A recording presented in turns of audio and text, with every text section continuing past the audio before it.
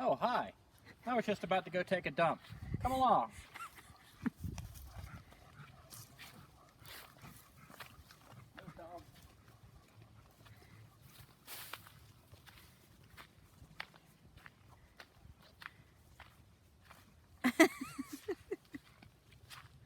All right.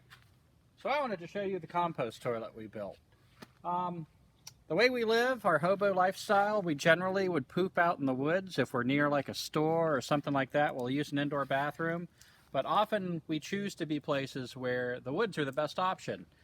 We don't really have a problem with that. We enjoy going out in the woods and squatting and digging our little hole. Might do a video on that at some point. So why build a compost toilet? Well, two reasons. One is pooping in the woods is really unpleasant when it's raining. So the idea of having a roof was really attractive. It's still cold, it's not heated, but sometimes you just gotta poop in the cold.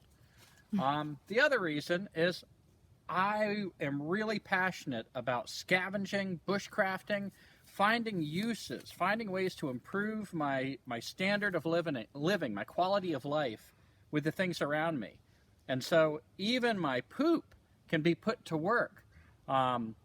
So that's why the compost toilet. Instead of giving it to the soil, which gives nutrients back to the woods, I can more directly let it compost and turn into something that I can help grow vegetables, cannabis, anything I want to grow with. So I'll show you a little bit about the compost toilet. Couple of things before we go inside. There's no one set way to build a compost toilet. This is my second compost toilet I've built. And so I just kind of made it up. I didn't follow any plan. I didn't look on the internet. I didn't have a book.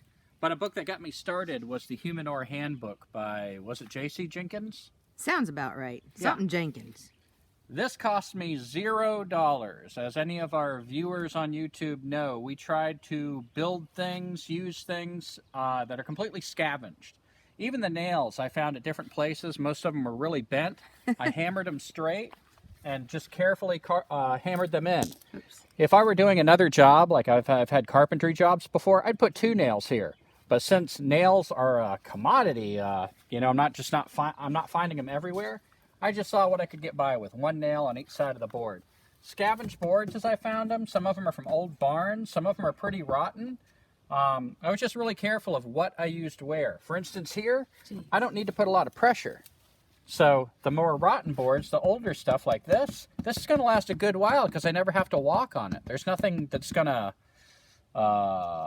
speed up the deterioration of these boards. Yeah, it's just for privacy, even though we're in the woods away from most people. Now, every time I build a shelter, I face the east. So if there's cold wind, I'm blocked from the north on this side. I'm blocked from the predominant wind on that side. And I used the strongest boards I could find for things like the floor. Built a little stool here, so you've got more of the squatting position. Found a piece of plywood, and I carved that. And by the way, the only tools I had were just a regular old claw hammer and a camp saw. So I built all that with all this with that. Found the toilet seat. If you keep your eye open for a toilet seat, it's remarkable how many times you find a toilet seat around. There was an abandoned house. I just realized I've got the camera in the the poop bucket. Looking for the turds. Yeah. So there was an abandoned house, and I just took the toilet seat out, put it here, nailed it so it's secure. For the roof, I put some old junky plywood up, and then I found a big sheet of black plastic, put that on top. And then just enough tin, it worked out perfect to nail that over it. So it sheds water pretty well. Every now and then one little drop, if it's really heavy rain, will sneak in somewhere, but it's a good shelter. The main things you need to know about a compost toilet, I guess you already looked in there. We've got a bucket, just a regular... That's gross, but yes. A regular 5-gallon bucket. I think those stains were in there before we got the bucket. Yeah. So you put some leaves on the bottom, you poop, we have the toilet paper here, hand sanitizer, and then we have a bucket of leaves. Just grab a handful of leaves and put enough to cover it up. And what we found is that it doesn't tend to stink if you just poop. Try not to pee in it. So I'll pee directly into the compost where I take that. Whenever it gets full, I take it out, dump it in the compost. Once again, just put enough debris. It could be pine needles, which is what we mainly have right here, or any kind of debris, leaves, straw, just enough to cover it up. And that's all there is to it. And over maybe a couple of years, we've actually never done this and stayed in one place long enough for it to turn into compost.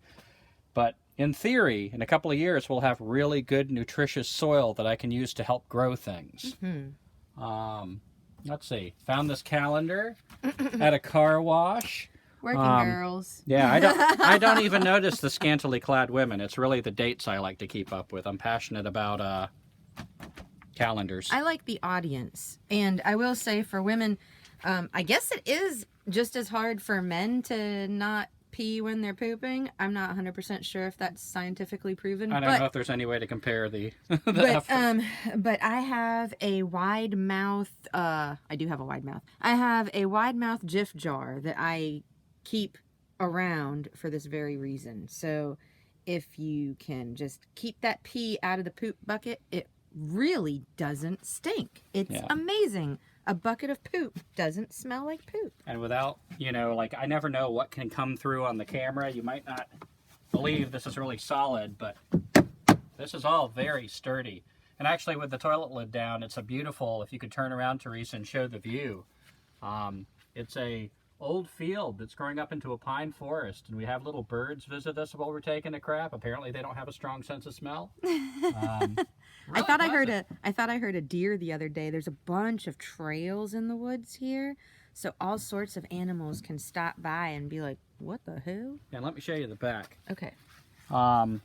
Again, the main thing. I mean, I could have just put a bucket there without all of this. I just built it because I had the scavenged wood and figured I could do it, and it makes it more comfortable.